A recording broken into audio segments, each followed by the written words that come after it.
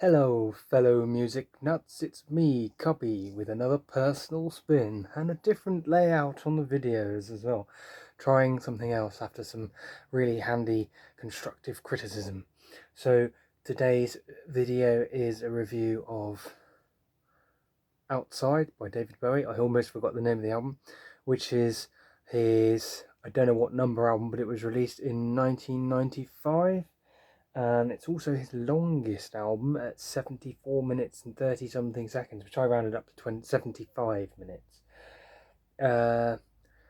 Brief overview, it's a concept album set in a dystopian 1999-ish, I think.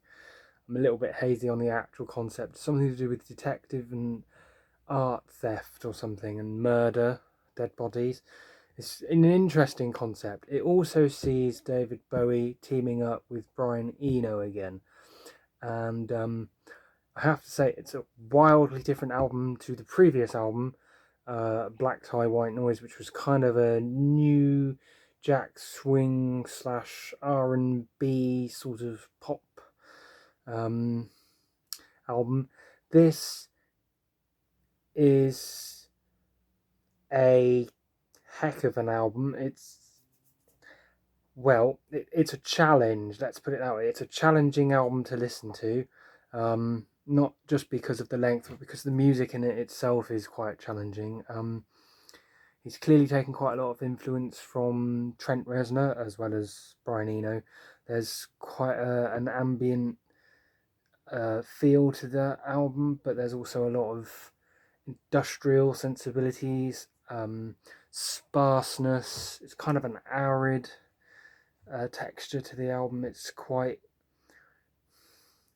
spacious and it actually sounds quite dystopian. Kind of suits the theme. It's interesting. There's some very unusual music in it. For example, the 13th track, Wishful Beginnings, actually kind of scared me. It's made up of a drum beat, some keyboard flourishes, and a weird croaky noise, and Bowie's vocals, obviously, but it's kind of creepy. And then that's juxtapositioned with tracks like Hello Space Boy, which is much more upbeat, and my favourite track, which is I Have Not Been to Oxford Town, which is quite a long title, is also quite a catchy song, and also kind of feels a little bit out of place, but also doesn't, because although it's more upbeat, it's got underlying subtleties to it which are quite dark. It's a very dark album, so yes, very different, quite a challenge. My biggest issue with it is the length, and in fact David Bowie actually said it's far too long, I know it's going to be a problem, and he was going to put it on 2 CDs. I believe it was actually part one of a second one that never actually materialized. So what's the music like? In general, it's quite sparse. It's very industrial. Sorry, um, it's quite not bland, but there's sort of like a very specific palette of textures found throughout the album. It doesn't really deviate from that very much, if at all.